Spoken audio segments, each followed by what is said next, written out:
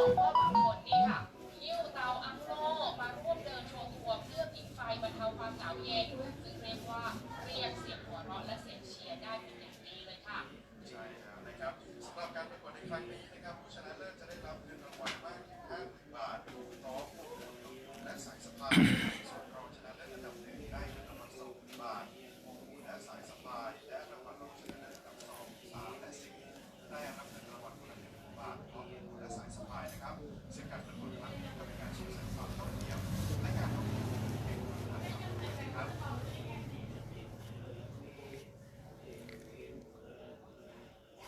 มาสงขลามาสงขลา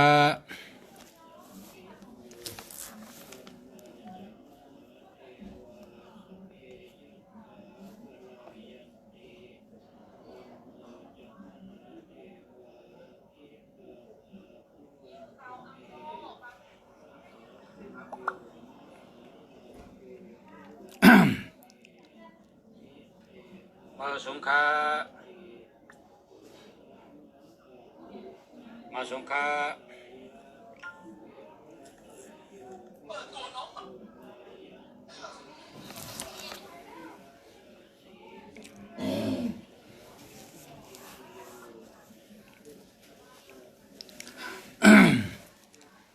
มาสงขลากัดหนักกันเนาะกัดเตะๆค่ะกัดเตะๆเมื่อในเป็นวันที่เก้า1 เดือน2 แห่ง23วันที่เก้าเป็นตัวเก้าตัวอ่อนตั้งเปิ้นวันที่เก้าตัวอ่อนตั้งโหตีโหล่างในปี2 แห่ง23ครับเมื่อในเป็นวันที่เก้าตัวเก้าในปังว่าอายุยืนยาวอยู่ดีกินหวานกัดเย็นอายุวัฒนะ ชุกขะช้ำสะอายุยืนยาวค่ะตัวเก่าเนี่ย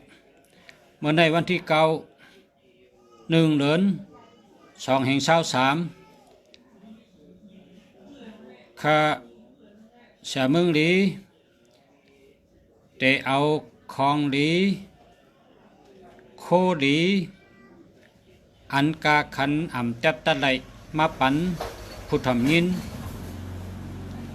ปันโคสองดีเมื่อในพอเผลเลยมาทอมก็เป็นก้นลาบหลีเป็นก้นลาบหลีเจ้าหนึ่ง ไล่ว่าเป็นก้นลาบหลีเตะๆเจ้าหนึ่งก้อนหนึ่งก้อนหนึ่งตาเตไลมาทอมอำใจว่ามัดตอตะสะอำใจว่ากึ่งกั้งอำใจว่าลาลีมัดทำยาก็มันจะเพราะว่ามันตั้งใจทอมก็มันก็มไหลป้อมโตตันก็มไหลป้อมแมนเมอตันก็มไหลตาติไลทอมและไลโคตอนลีลีในก็อำใจว่ามิตาเส มันมิตาเสเมื่อในก็เหลอไลมัดทอมก็นั่นก็เป็นก้นกามลีเป็นก้นกุสุลีเป็นก้นดาบลีในปีเมื่อลุมผ้า2 แห่ง23ในพ่อแม่พี่น้องเฮาผู้ทำยินเขาเฮาไตเต้นหอม36 ตนไตเนือลินเมืองไว้ผ้าไว้ลินไว้เจ้าน้ำเจ้าลินเจ้าวันเจ้าเมืองคุณเดินคุณเหลาคุณเดินคุณวันคุณพลคุณดมไว้ไตเต้นหอม36 ตนย้อนชูเอาสู่เจ้าแต่หันอาโจมันว่าปีในแต่มีเงินนำเลยกูปีในแต่ลาบดีเลยกูปีในแต่จ่อเลยกูปี ปีในเตอ่องหมันนาการเตขึ้นอย่าเฮือเฮิงหรือกูปีค่ะก็เปว่ามีเสียเมืองดี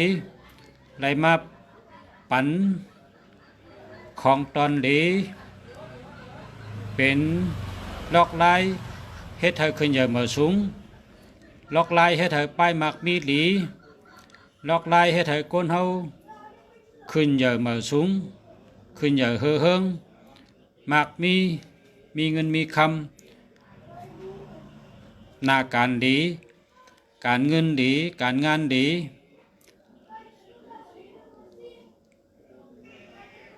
ไล่ลองหลีกูสำเชนเปิงโตตอนกูไปกูตังกูลองกูเปิงเฮาอ่อนกันไตเต้นหอม36ต้นอย่าไปลืมละไตกูก็ไตหังเผอหังมันไตวันเหลอก็ไรไตวันเหลอไตขิงเหลอไตย่ำเหลอก็ไรไตกูเหลินก็หลี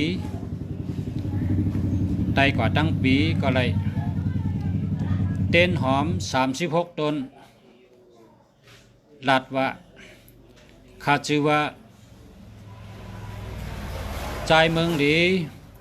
เกิดวันแก่สบัดเตอาศัก60ปลายปี อยู่กันในข้าวไว้เจ้าน้ำเจ้าลิ้นเจ้าวันเจ้าเมืองไว้ผ้าไว้ลิ้นไว้ขุนเดินขุนวันไว้ขุนเดินขุนเหลาไว้ขุนผลขุนดมข้าวข้าสังว่า ข้าเฮ็ดพิษเปิงกาสีลองเสเปิงก็ปล่อยว่างข้างปันคะอย่าให้เป็นบทเป็นตามอย่าให้เป็นเช่นเป็นนามสังฆาในกะวันตามือนาข้าก็ย้อนชู้ให้ได้อยู่ดีกินหวานเฮานาการข้าขึ้นใหญ่เมื่อสูงเฮ็ดสังเฮาต่อก่อเซาเฮ็ดสังเฮาต่อก่อสังเฮามันสั่งตันยันคืนซื้อไรขายเมียดก็อ่องขายมันกิ่วก็ดีลาบก็ดี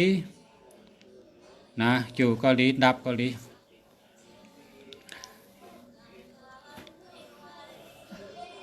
พอเตเหตุการเหตุงานพอเตขึ้นเฮิรนมาพอเตกาตากาตังพอเต พอเตเริ่มต้นมาเตเฮ็ดสังก็เย้าหาไตเต้นหอม36ต้นเย้าสังก็เฮ็ดเพราะว่าเฮ็ดอยู่ตาเสยเย้าไข่ไตเต้น16ต้น15ต้นอันนั้นเป็นคำว่าแทงเมลหนึ่ง16จันผ้า15จันดินเนี่ยว่าเพราะว่าไต16ต้น15ต้นไล่ไต2ตีเหนือเขียงปัก16ต้นตีเหนือหลินเมืองปัก15ต้นอันนั้นทำทางลายหนึ่งอันนี้ก็เป็นห้องว่าไว้16จันผ้า15จันดินเนี่ยว่าอันนี้ก็ไว้ผ้าไว้ดินนั่นก็เนาะให้พ่อแม่พี่น้องเขาได้ฮู้ไว้ลอกลายอันเปิ้นขึ้นใหญ่มาสูงลอกลายอันเปิ้นเฮ็ดการมักมีเฮืองเปิ้งเสือเปิ้นเฮ็ดจังหือน้อนี่แต่ได้ฮู้ไว้เนาะกำในซ้ำ ทำดีๆค่ะพ่อแม่พี่น้องเขาเมื่อในเดมาปันโคสองลีปันกูก็ค่ะหลูกูก็ค่ะปันนักขว้างให้เป็นสัตเทกูก็ค่ะเมื่อในวันที่1 เดือน2 เหง23เฮาเอาข้าวสารอันเม็ดดีๆมันข้าวสารเม็ดเข้มๆมัน21เม็ดกะข้าวสาร21เม็ดเอาใส่ในแผ่นแดงห่อไว้เข้มๆข้าวสาร21เม็ดห่อไว้เฮียก็เอาใส่ในถุงเงินอันในปีในปีปังใต้แม่นเมื่อปี2 เหง23ในเปตังกาลาลุมพะลาดว่าปีในเอาข้าวสาร21เม็ดใส่ในถุงเข้มๆเป็นถุงแดงเนาะ เย้าก็เอาไว้ในถุงเงินเฮาแล้วก็เงินเป็นเงินเจนี่แคบเศร้าก็ไรแคบร้อยก็ไรแคบ500ก็ไรแคบพันก็ไรนะเบอร์พันเบอร์500เบอร์50เบอร์20ไรกูเมียวค่ะก้อยกะตัวอันที่นำปัดเงินนั่นเฮามีตัว1ตัว5ตัว6ตัว8ตัว9ค่ะนะแคปเบอร์เงินนั่นเฮามีตัว1ตัวตั้งหลังสุดขนาดตัว1แทงแคป1เฮามีตัว6ตัวเร็วไงตั้งหลังสุดแทงแคบ1เฮามีตัว5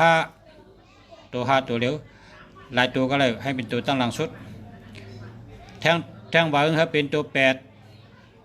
ตัวเร็วไง8หลายตัวก็เลยให้เป็นตัวตั้งหลังสุดแทงเบอร์1เฮามีตัวเก่ามีเก่าตัวเร็วก็เลยเก่าหลายตัวก็เลยทั้งหมดมี5เบอร์แต่เบอร์1ตั้งหลังสุดเป็นตัว1เบอร์ที่2ตั้งหลังสุดเป็นตัว5เบอร์ที่3ตั้งหลังสุดเป็นตัว6เบอร์ที่4ตั้งหลังสุดเป็นตัว8เบอร์ที่5นี่ตั้งหลังสุดเป็นตัว9หากมีเงิน5แคปนะแคป20แคป50แคปปากแคบ5ปากแคบเพียงไล่เหมือนกันครับเอาก้อยกะให้มีตัวกันนานมันตัว1ตัว5ตัว6ตัว8ตัว9ให้ไหนกันเนาะกำในคาติรัตนี้อธิเปมันน่ะข้าวสารในบอกว่าการมักมีหลีข้าวสาร21เม็ดอ่ำลู่อ่ำแล้วอ่ำฮักเม็ดอันดีๆมันนั่น21เม็ดอันนี้เป็นตัวแทนเงินเข้าคำเข้าตั้งปีแต่มีเงินเข้าคำเข้าดีเงินดีคำดีตั้งปีลาบดีตั้งปีการงานดีการเงินดีการค้าขายดีตั้งปีเข้า21เม็ดนั่นเป็นตัวแทนมันครับกำในตัวการนั้นที่ว่าเงินนั่นตัว1ในจำเป็นลาบลีเลยเปิ้นในคำว่าในปีนี้ในปี2เฮง23ในตัว1ในลาบลีเลยเปิ้นกำในซ้ำตัว5ในไปอยู่ดีแคมเตะอยู่ดีกินหวานตัว5ในอยู่ดีกินหวานอยู่ดีมีเงินค่ะตัว5กำในตัว5ในอยู่ดีกินหวานเตรียมโทนเอากำในทำตัว6ในอธิเปงบอกว่าตั้งหักลีนะครับก่อตั้งเลยก็มีคนหักอยู่ที่ใดก็มีคนหักในตัว6ในตั้งหักลีกำในตัว8ครับตัว8ในบอกว่าการเงินดีตัว8ในบอกว่ามีเงินหลีเป็นสัตเทเป็นคนมักคนมีดีตัว8กำในทำตัวเก่าครับตัวเก่าในทำบอกว่าการงานดีจิ๋วดีลาบดีอยู่ดีกินหวานอายุยืนยาวครับอายุวัฒนะในค่ะปีต่างกาลดุมพระ2เฮง23เมืองดีชอกเอามาเนอข่าวลุมพระมาปั่นพ่อแม่พี่น้องผู้ต่อมีน้องเขาเอามือเจอตื้อเป็นพันดีนะเอามือเจอตื้อเป็นพันดีเฮาชูเจ้าไล่เป็นคนสัตเทมียามีแทงหู้ยาหู้แทงหลียาดีแทงลักยาลักแทงหมากมียาหมากมีแทงขึ้นเหย่าขึ้นเหย่าแทงแคมยาแคมแทงกูก็กูเจ้าเสกำค้าอันไหนทำเป็นของดี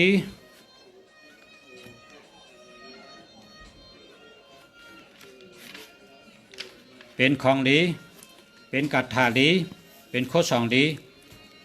เฮ็ดให้สู่เจ้าเฮาเจ้าเป็นค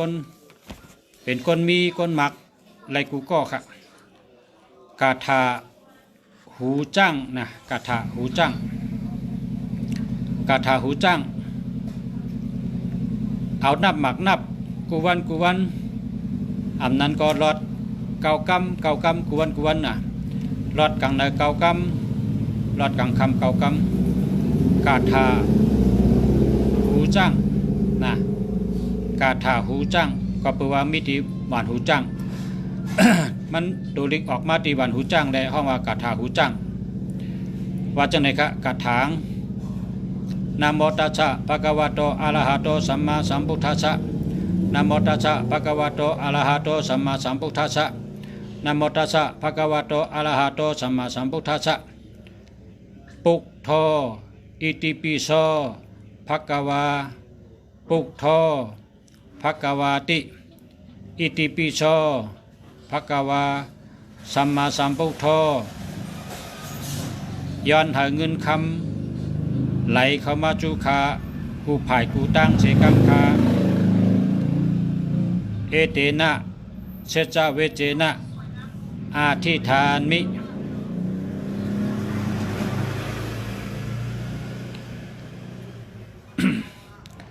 วัฒกรรมปุกโธอิติปิโสภะคะวา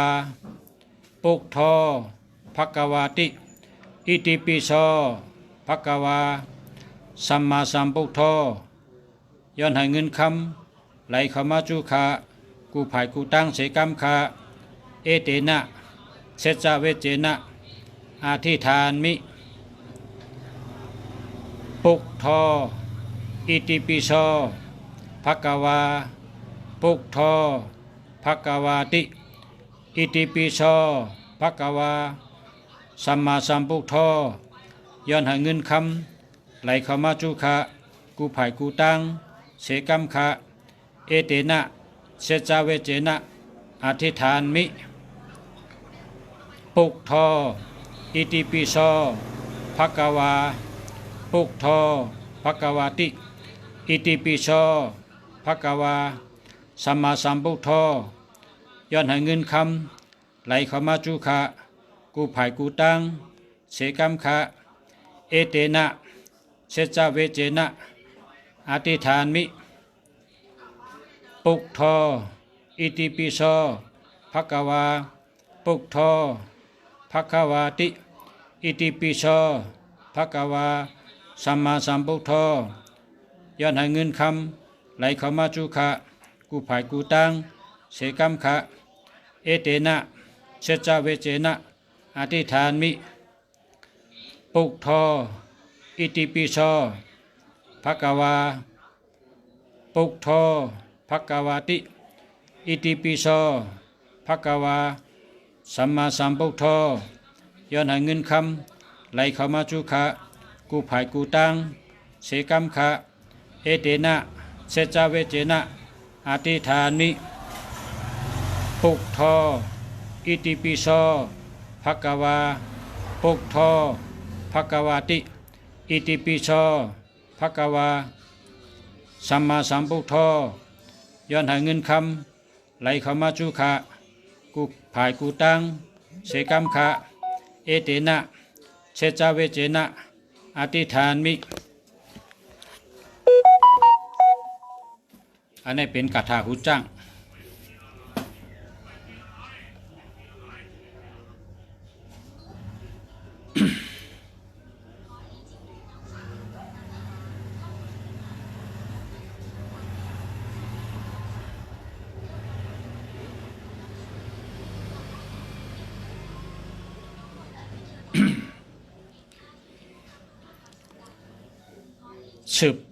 สืบเสนใน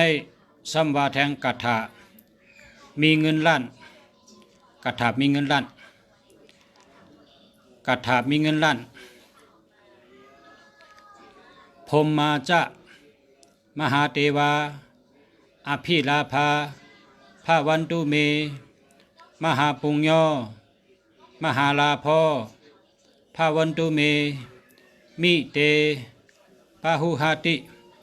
ปุถะ มาอาอุนะโมพุทธายะวิราทายโยวิราโคนายังวิราหิงสาวิราทาสีวิราทาสาวิราอิทิโยพุทธสะมานิมามะ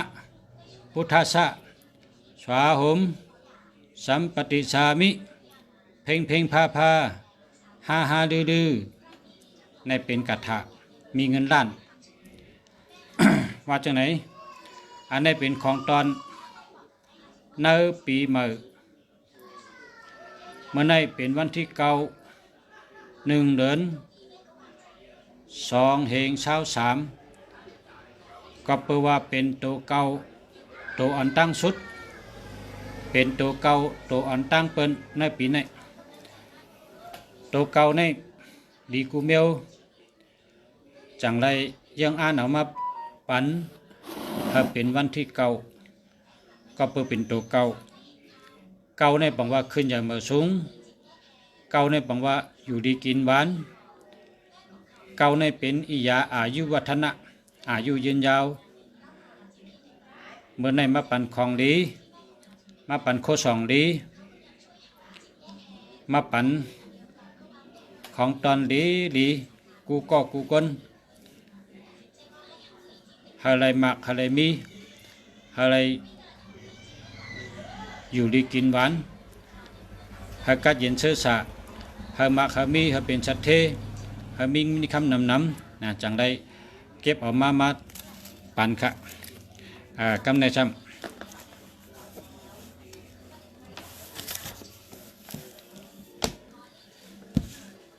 ตอนในจำเป็นตอน ตอนในจำเป็นตอน เตรียมกระถาในใส่ในถุงเงินครับเตรียมกระถาในใส่ในถุงเงินเพราะว่าเตรียมกระถาในใส่ไว้ในถุงเงินแล้วก็มีกินมีเจ้าตาเสกครับลาบก็หลีลาบหลีเต๊ะๆนะครับกาถาเตรียมใส่ไว้ในถุงเงินใส่ไว้ในถุงปลา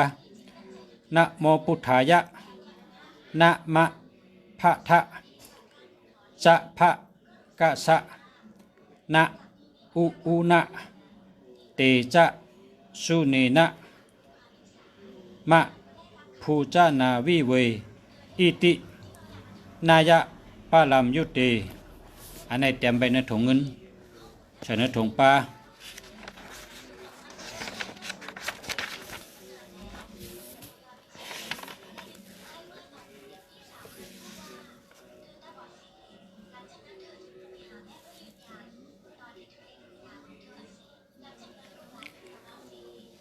กำเนิดแทงตอนหนึ่งแทงตอนในความหาคออัมลีรัตลาลานะครับความหาคออัมลีรัตลาลาความหาคออันครูเขาสอนว่าอย่าไปรัดลาลาเนี่ยนะขอความหาคอในหัดทำกันไว้เอามือสอนลูกสอนหลานเอามือสอนลูกสอนล่างนะความหาคออย่าไปรัดลาลาข้อที่1หยาบหนานะเพราะพระราดว่าหยาบหนาในมันได้หยาบกูเมียวค่ะมันได้หยาบตั้งหนาหยาบกะตั้งหนาหยาบกะติ๊กเพราะวางหยาบเนี่ยอันลองอีสังก็เยอะเมียวไหลก็เยอะหยาบหนาในอย่าไปว่าลาลาอย่าไปรัดลาลาค่ะตีเฮ็ดสังก็เยอะเฮ็ดการสังก็เยอะ หยาบหนาในอย่าไปว่าลาลาในข้อที่1ก็อย่าไปรัดลาลาข้อที่2อำเป็นใดอำเป็นใดอย่าไปรัดลาลากรรมข้อนี้อำเป็นใดอำเฮ็ดใดอำเป็นใดอย่าไปรัดลาลาความข้อที่2นี่อย่าไปรัดลาลาอำเป็นใดอย่าไปรัดลาลาพอเฮ็ดมันตื่นเป็นเซียวแหลนั้นคัดใจเฮ็ดมันตื่นเป็นกูเมียวครับพอเขาตั้งใจพอเขาใส่ใจมันตื่นเป็นกูเมียวก็เพราะฉะนั้นแหละข้อที่2ในว่าอำเป็นได้อย่าไปรัดลาลาข้อที่3ฮื้อหนะนะ อน่ะอย่าไปรัดกรรมคนไหนครับเพราะว่ารัดว่ามันก็ติทั้งปีนะเมื่อไรก็ติติ๊กนะอย่าไปรัดออกศพลาข้อกรรมอันว่าน่ะเนี่ยอย่าไปรัดลาข้อที่สี่กล้าขายอำลีนะอย่าไปรัดละกล้าขายอำลีนะอย่าไปรัดเพราะรัดต่อกันว่าเป็นเหือการกล้าการขายตัวลีตัวเดียวในการกล้าการขายเป็นหือเนี่ยขายดีอยู่ขายได้อยู่ขายดีอยู่ครับเฮรัดว่าจังไหนขายดีเนี่ยอย่าไปรัดละครับนะอย่าไปรัดละก็ว่าข้อกรรมเพราะในมันเป็นชอบกินพิษกินเกลือมันมีอำนาจบารมีที่ชอบคนเฮาหลบหมอรัดอันดีมันนะข้อที่ห้ามิลับจูดี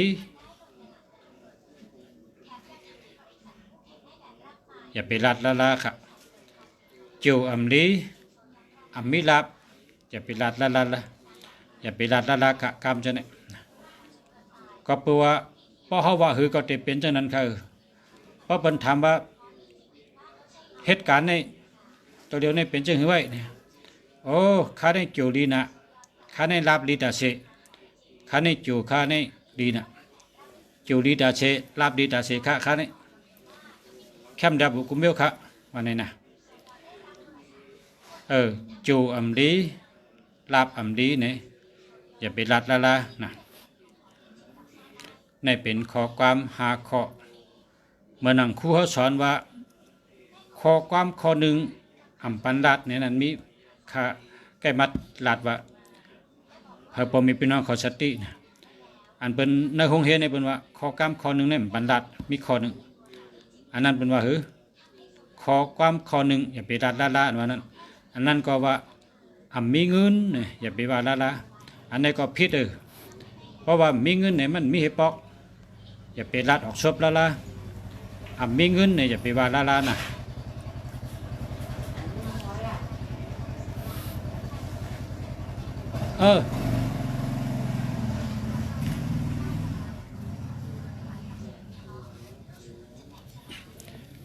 กำในติปันกาถา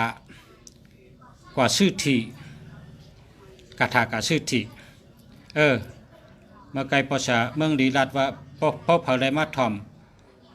อันรัดเมื่อในเป็นก้นกามลีเป็นก้นลาบลีเป็นก้นจิ๋วลีเป็นก้นลาบลีเลยเปิ้นว่านี่นะ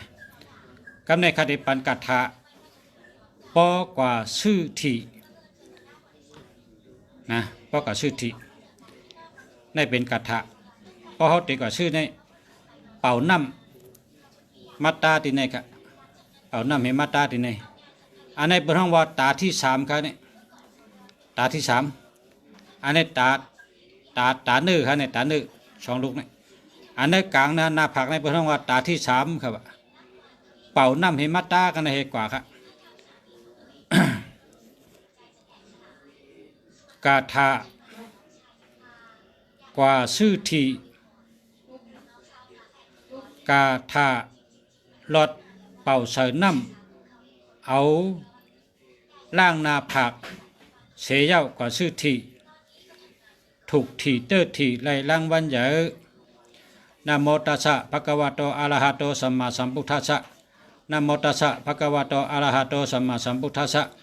นะโมตัสสะภะคะวะโตอะระหะโตสัมมาสัมพุทธัสสะโพธิมหิสักกะอิติภูนะอิทิสะโตอิทิวาโยเอหิมะมะนากาโลโหติสัมภะโวหลอดใส่น้ำ7 กรัม รอดใช้น้ำ7 กำเหี่ยวก็เอาน้ำเนี่ยมาตาตีหน้าผักเอาล่างหน้าผักเหี่ยวก็ซื้อที่เปิดขายเป็นเบอร์นั่นตัวเราเตะออกตัวเราเตะมารางวัลเตะหันเพราะว่าเขากัดด้วยบางทีเนี่ยมันมีเหตุตัวในก็ซื้อกว่าทางตีกว่าด้วยกุฏิบางทีก็มันมีกับบางทีก็มีก็ว่าคนขายนำนะอันแล้วมันเตะปลารางวัลมาไหนมันเตะปอกไหนมันเตะหู้ไรเมื่อเขากะยักตัวนั่นก็เพราะว่าเขามีตาที่3นะเขามีตาที่3อันนี้ในพี่น้องตาที่3นะเมื่อไหร่ก็มาปั่นโคตรตอนดีของตอนดีพ่อแม่พี่น้องเขาห่มจมเชอแต้มว่าสาธุนี่แหละนะสาธุ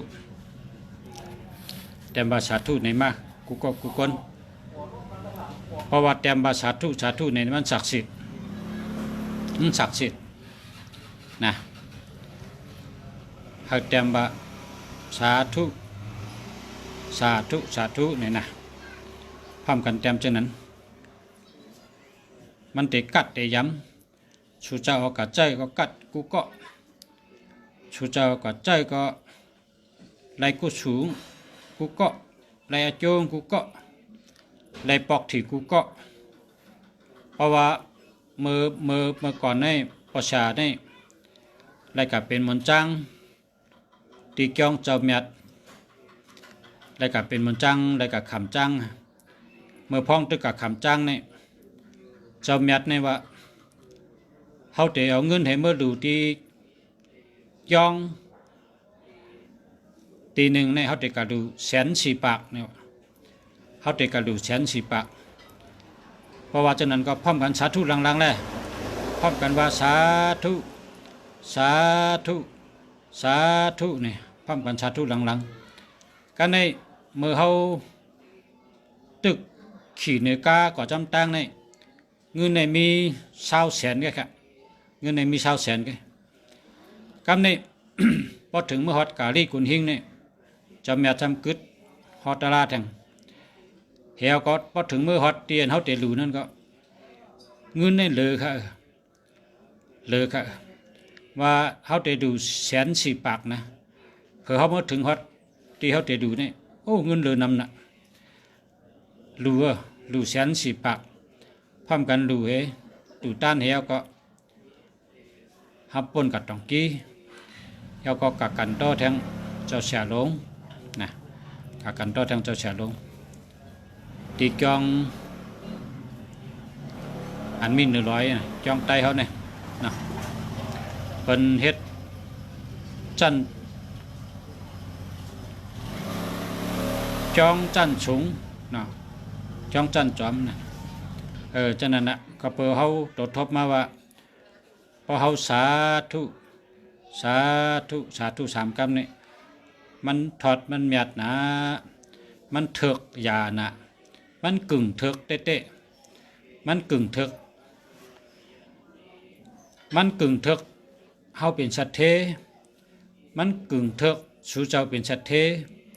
มันกึ่งอับชูเจ้าเป็นสัตเทชูเจ้ากึ่งเถิกเป็นสัตเทชูเจ้ากึ่งอับเป็นสัตเทพระเจ้าสาธุ3 กำนี่กึ่งเถิกเป็นสัตเทกึ่งอับเป็นสัตเทยาก็ปันอาข้างหาชูเจ้าเป็นสัตเทปันอาข้างหาชูเจ้าเป็นคนมักคนมีปันอาข้างหาชูเจ้าเป็นสัตเทหลงแต้มว่าสาธุนี่นะ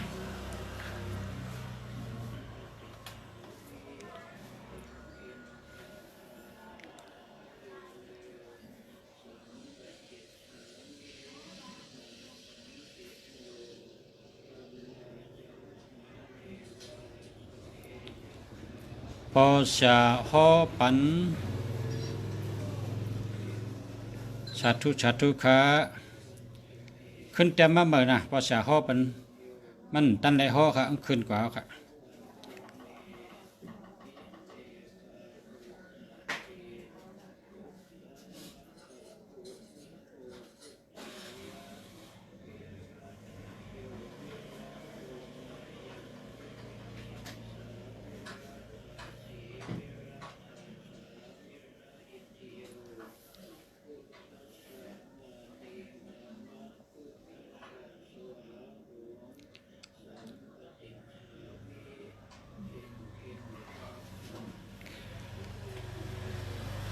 ปอกังเนอลูกมาหาลาดว่าคาปันอักขว้างหาเงินมาจุขะกูไผ่กูตังว่านี่พอตื่นมากังเนอหาลาดว่าเกาคาปันอักขว้างหาเงินเข้ามาจุขะกูไผ่กูตังเกาคาปันอักขว้างหาเงินเข้ามาจุขะกูไผ่กูตังเกาคาเป็นก้นลาบหลีเกาคาเป็นก้นโจหลีเกาคาเป็นก้นกุสุหลี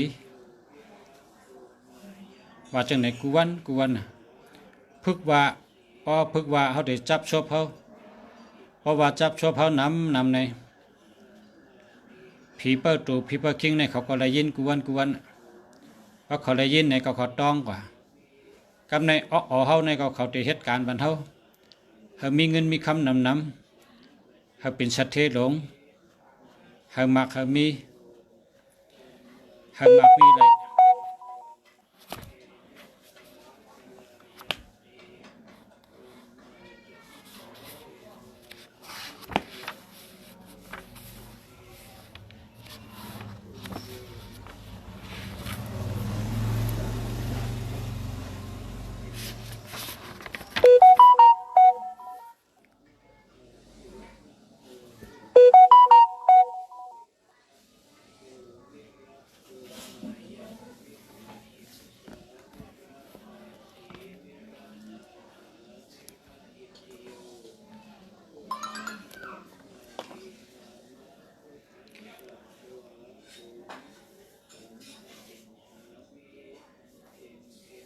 สาธุค่ะมาชงค่ะมาชงกูก็กูก้นค่ะเนาะมาชงกูเจ้าค่ะย้อนให้จูหลีย้อนให้ลาบหลีย้อนให้กุศลหลีย้อนให้เงินเข้าหลีย้อนให้มีการงานหลีการเงินหลีย้อนให้อยู่ดีกินหวานย้อนให้มีตังหักหลี